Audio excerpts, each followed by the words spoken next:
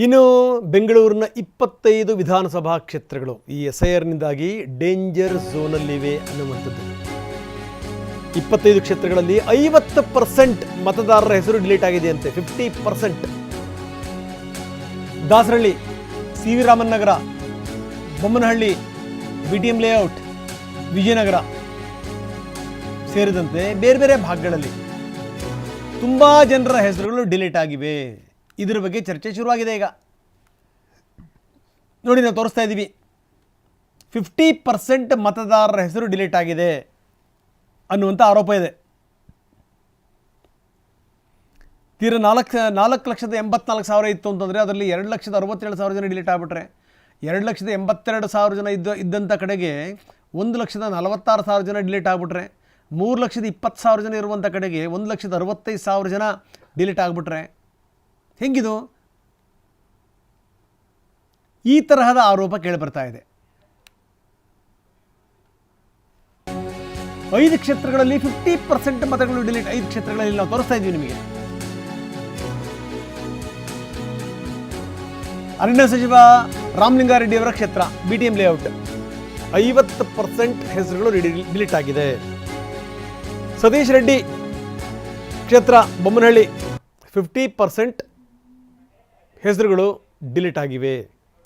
ಶಾಸಕ ಮುನಿರಾಜು ಪ್ರತಿನಿಧಿಸುವಂಥ ಕ್ಷೇತ್ರ ದಾಸರಹಳ್ಳಿಯಲ್ಲೂ ಕೂಡ ಅಷ್ಟೇ 50% ಮತಗಳು ಡಿಲೀಟ್ ಆಗಿವೆ. ಇನ್ನು ವಿಜಯನಗರ ಶಾಸಕ M ಕೃಷ್ಣಪ್ಪ ಮಂತ್ರಿ ಆಗಬೇಕು ಅಂತ ಹರಸಾಹಸ ಮಾಡ್ತಾ ಇದ್ದಾರೆ. ಕೃಷ್ಣಪ್ಪ ಅವರ ಕ್ಷೇತ್ರ ಅಲ್ಲೂ ಕೂಡ 50% ಡಿಲೀಟ್. ಸಿ ವಿ ರಾಮನ್ ನಗರ S ರಘು ನಿರಂತರವಾಗಿ ಗೆದ್ದು ಬರ್ತಾ ಇದ್ದಾರೆ. ಸೊ ಅಲ್ಲೂ ಕೂಡ 50% ಮತಗಳು ಡಿಲೀಟ್ ಆಗಿವೆ ಅಂತ.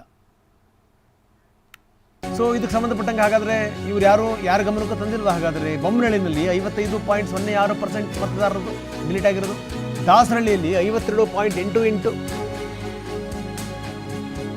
BTM ಲೇಔಟಲ್ಲಿ 51.86%, ವಿಜಯನಗರದಲ್ಲಿ 51.45%. ಇದರ ಅರ್ಥ ಏನು ಹಾಗಾದರೆ?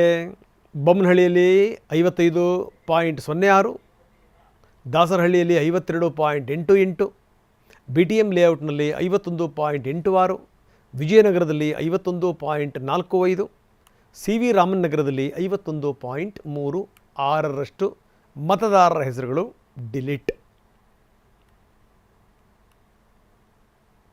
ಅದರ ಉದಾಹರಣೆಯನ್ನು ಕೂಡ ನಾವು ನಿಮಗೆ ತೋರಿಸ್ತಾ ಇದ್ವಿ. ಎಲ್ಲೆಲ್ಲಿ ಎಷ್ಟು ಜನ ಇದ್ದರು, ಏನು ಎತ್ತ ಅಂತ. 20 ಕ್ಷೇತ್ರಗಳಲ್ಲಿ 40-49% ಮತದಾರರು ಆ ಹೆಸರು ಡಿಲೀಟ್ ಆಗಿದೆ ಅಂತ. ಪದ್ಮನಾಭನಗರ 53%, ವಿಪಕ್ಷ ನಾಯಕ R ಅಶೋಕ್ ಪ್ರತಿನಿಧಿಸುವಂತಹ ಕ್ಷೇತ್ರ ಪದ್ಮನಾಭನಗರ. ಗೋವಿಂದರಾಜನಗರ ವಿಧಾನಸಭಾ ಕ್ಷೇತ್ರ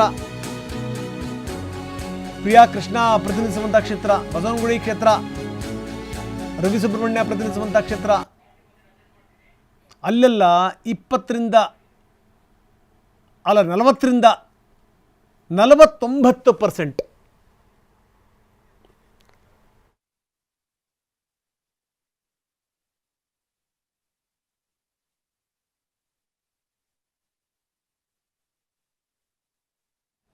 ಸೊ ಇದು ಸಂಗತಿ ನೋಡಿ. ಗೋವಿಂದರಾಜನಗರ ವಿಧಾನಸಭಾ ಕ್ಷೇತ್ರ ನಾವು ತೋರಿಸ್ತಾ ಇದ್ದೀವಿ ಡೀಟೇಲ್ಸ್ನ. 2 ಜನ ಮತದಾರರಿದ್ದಾರೆ, ಏನು ಎತ್ತ ಅಂತ. ಒಟ್ಟು ಮತದಾರರು ಎಷ್ಟು ಜನ, ಡಿಲೀಟ್ ಆಗಿರೋದು ಎಷ್ಟು ಜನ, ಇದು.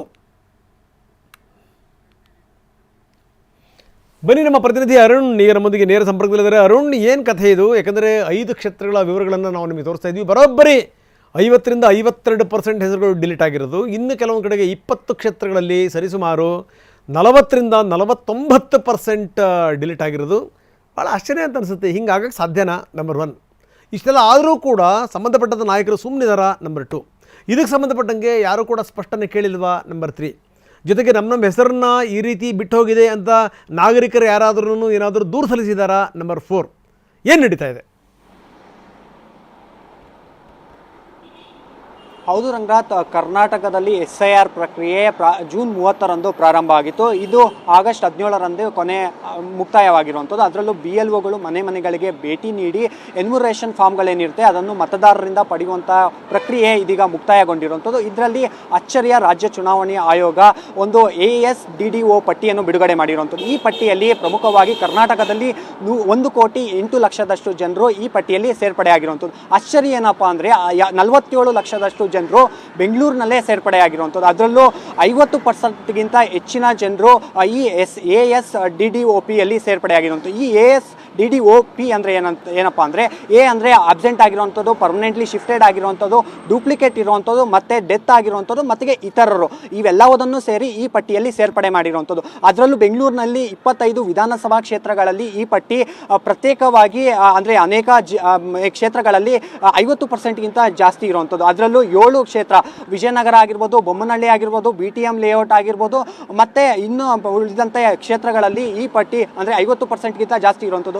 ಅದನ್ನು ಹೊರತುಪಡಿಸಿ 20 ಕ್ಷೇತ್ರಗಳಲ್ಲಿ 40ರಿಂದ 49% ಮತದಾರರ ಪಟ್ಟಿ ಡಿಲೀಟ್ ಆಗುವ ಸಾಧ್ಯತೆ ಇದೆ ಅಂತೇಳಿ ರಾಜ್ಯ ಚುನಾವಣಾ ಆಯೋಗ ಇದೀಗ ವರದಿಯನ್ನು ಬಿಡುಗಡೆ ಮಾಡಿರುವಂಥದ್ದು. ರಂಗನಾಥ್, ಓಕೆ, ಧನ್ಯವಾದ ತಮ್ಮೆಲ್ಲ ಮಾಹಿತಿಗೆ.